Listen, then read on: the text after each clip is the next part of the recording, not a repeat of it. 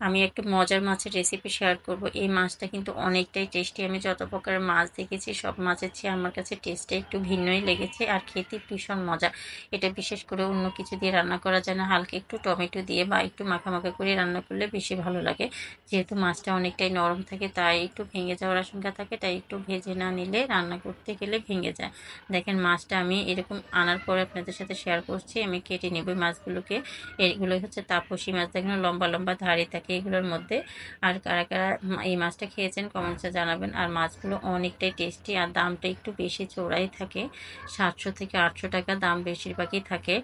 এগুলোকে বেশ কিছুটা হলুদ লবণ মেখে কিছুক্ষণ রেখে দিব মাছটা। এগুলো একটু হালকা ভেজে রান্না করব, যে কোনো মাছের ক্ষেত্রে এই মাছটা একটু নরম থাকে তাই এটা একটু ভেজে রান্না করে, বেশি ভাজবো না, হালকা ভেজে নিলে খেতে ভালো লাগবে। আর বেশি ভাজলে কিন্তু আবার মাছের যে স্বাদ ওইটা পাওয়া যায় না। আর এটা কিন্তু এমনিতেই অনেকটাই টেস্টি একটা মাছ।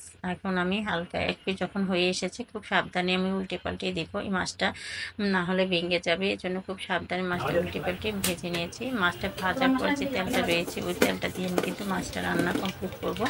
তেলটার মধ্যে বেশ কিছুটা পেঁয়াজ কুচি দিয়ে দিব। পেঁয়াজ কুচিটা যখন একটু সিদ্ধ হয়ে আসবে, এটা পেঁয়াজ কুচি আর টক টমেটো দিয়ে রান্না করব। এই মাছটা কিন্তু টক টমেটো দিয়ে রান্না করলে বেশি খেতে ভালো হয়। আর যেটা মিষ্টি টমেটো ওটা দিয়ে রান্না করলে মিষ্টি মিষ্টি ভাব আসে, খেতে ভালো লাগে না। একটু যেহেতু এটা মাখা মাখা ঝোল থাকবে তাই মাছটা এইভাবে আমি রান্না করব হালকা মশলা দিয়ে।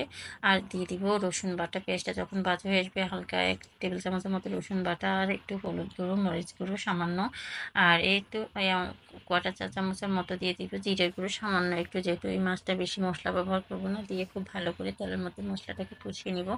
আর একটু পানি দিয়ে খুব ভালো করে মশলাটা কষিয়ে নেব। মশলাটা যত ভালো করে কষাবেন মাছটা ততই মজা হবে খেতে। মশলাটা খুব ভালো করে কষিয়ে নেওয়ার পর আমি যে টমেটো কেটে রেখেছি টমেটোটা দিয়ে নেড়েচেড়ে আরও কিছুক্ষণ মশলার সাথে কষিয়ে নেব। আর লবণটা চেক করে লবণ দিয়ে দিব। যেহেতু মাছ ভাজার সময় লবণ ব্যবহার করেছি, সাবধানে লবণটা দিতে হবে। ভাজা মাছের ক্ষেত্রে একটু পরিমাণে মশলার মধ্যে লবণ কম দিয়ে পরবর্তীতে প্রয়োজন হলে ব্যবহার করা যায়।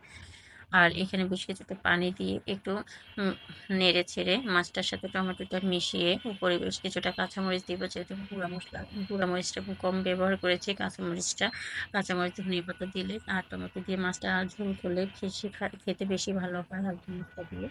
আর এই মাছটা কিন্তু অনেকটাই টেস্টি, আর যেমনি রান্না করেন মজা হয়। বিশেষ করে এটাতে কিছুই ব্যবহার করা যায় না, তেমন নরম মাছ, এটা এভাবেই খেতে বেশি ভালো লাগে। আর অন্য কোনো সবজি ব্যবহার করলে মাছটা ভেঙে যায় আর খেতেও ভালো হয় না। দেখেন এইভাবে ঝোলটা যখন গাঢ় আসবে তখন আমি ধনিয়া পাতা উপরে ছিটিয়ে দিয়ে নামিয়ে নেব। রান্না করতে তেমন একটা বেশি সময় লাগবে না, যেহেতু মাছটা আগে ভেজে রেখেছি। আমি ধনিয়া পাতা ছড়িয়ে দিয়ে নেড়ে ছেড়ে রান্নাটা কমপ্লিট করে নেব।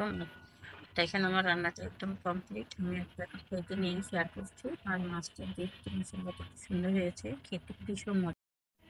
যারা মাছটা খাননি একবার খেয়ে দেখবেন কেমন হয়, জানাবেন কমেন্টসের মাধ্যমে। ধন্যবাদ জানাচ্ছি আমার পুরো ভিডিও দেখার জন্য। যারা সাবস্ক্রাইব করেনি প্লিজ চ্যানেলটিকে সাবস্ক্রাইব করতে ভুলবেন না, পাশে থেকে বেল বাটন অন করে দেবেন। ধন্যবাদ জানাচ্ছি সবাইকে। আল্লাহ হাফেজ।